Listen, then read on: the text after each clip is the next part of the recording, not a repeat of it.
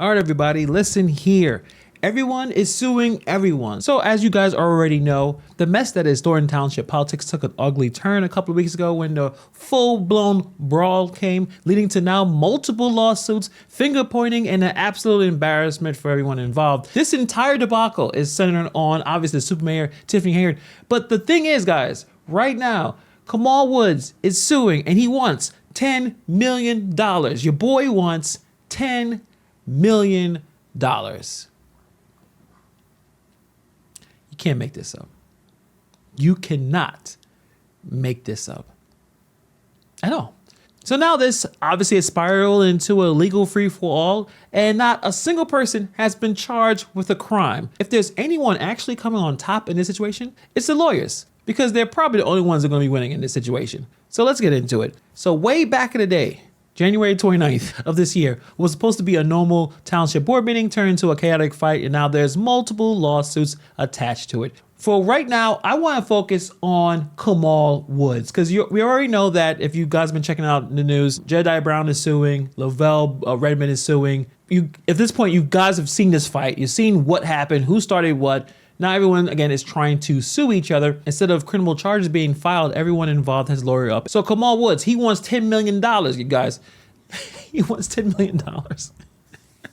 Anyway, so Woods was fired from his township job after the fight, filed a lawsuit claiming that the brawl and his termination was part of a broader conspiracy against Henyard because they're together. According to Woods, the fight was a setup by Henyard's political enemies, namely the 3 township trustees, the 5 Dalton officials, and public relations specialist Nikita Cloud. So this is what his claims are. These individuals hired Brown to stalk and harass him and Henyard for months leading up to the fight. Brown's verbal attack on Henyard at the meeting was meant to provoke Woods into reacting. You know, he could have just not reacted that way and just sat down, but okay. And his firing was retaliatory and a part of a political scheme. So now Woods is suing for civil battery, civil conspiracy, and retaliatory discharge, demanding a ridiculous $10 million in damages. He wants ball player money for what happened to him. He was only making 100-something K a year. Like, he wants 10 million, whatever. I guess you go high and then maybe they settle. I don't.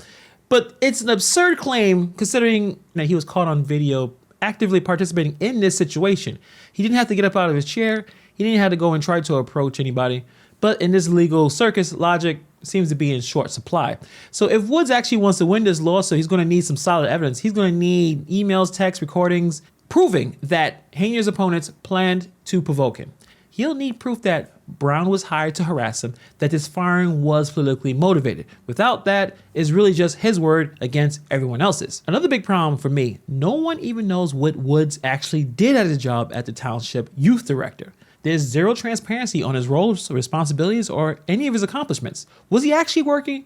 Or was this another cushy political gig given to him by his girlfriend? If he can't prove that he was actually doing legitimate work, it's going to be a tough sell convincing a judge that his firing was unfair and not just a long overdue correction. As I said before, Jedediah Brown and Redmond are also suing. They have their own federal civil lawsuits claiming they were attacked simply for exercising their First Amendment rights. They say they were violently attacked for speaking out against Henyard. Henyard herself allegedly physically assaulted Redmond, hitting him in the back of the head with a microphone when he was on the ground. And Dalton employee DeMarcus Quigley and South Holland Police Department are also named in the lawsuit.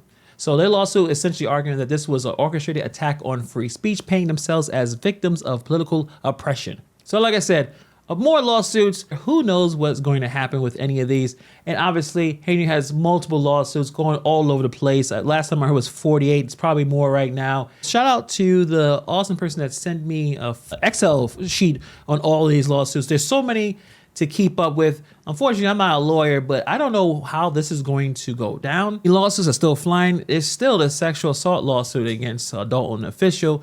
That happened with the Las Vegas situation. I guess that case is still pending with the next court hearing scheduled for April 30th. It's almost laughable at this point. These lawsuits are being filed left and right, and on Henyard's side, no one seems to be taking them seriously because some of these lawsuits, she doesn't even bother to have her representation show up in court. I'm still confused about the township brawl, and we're trying to do some FOIA requests. The last FOIA video that I saw from South Holland was one of the worst videos I've ever seen from body cam footage. They blocked everyone's face, even though they were in a public space. They cut out so much of the audio. It really wasn't anything you could possibly watch and understand what is going on. So I don't know what's going on in South Holland, but it seems like there's some issues there. And still not a single person has been charged with a crime. We all saw the video. It was a WWE style fight. How no one has been arrested. Now everyone's suing each other, asking for millions of dollars. Kamal wants $10 million. Where's all this money gonna come from? I was just thinking, like, where is all this money gonna come from? From Dalton or the Township? Do they have just tens of millions of dollars to throw out to all these lawsuits? This is ridiculous. If anyone thought local government couldn't get any messier, Thornton Township is just setting that new standard for dysfunction. I think the legal battles will drag on, more taxpayer dollars will be wasted, and at the end of the day, who's really getting paid other than the lawyers? The residents probably not gonna get much of anything. Like I said before, the real winners are the lawyers cashing in on all this legal free fall stuff. Is this helping the Township? Is this fixing the problems in the Township? Is this fixing problems in Dalton? I guess it's up to you and depends on who you care about in terms of all these lawsuits. I guess the biggest test will be in a couple of days when people decide to vote for the mayor, and then a couple of weeks later when they decide who the new supervisor is going to be. But this is a complete and total disaster. Very entertaining. But if I lived there, I would be pretty sad and upset at this point. But what do you guys think about this situation? Do you think Kamal Willis is going to win his $10 million lawsuit? If you do, please let me know. Like, give me some ideas of how the hell he's gonna get this one taken care of. What kind of lawyer is he gonna be able to hire to actually make this work? Or this lawsuit is gonna be thrown out before you even get a chance to go to some kind of trial. So let me know. Thank you for taking the time to watch this video, and I'll see you guys in the next video.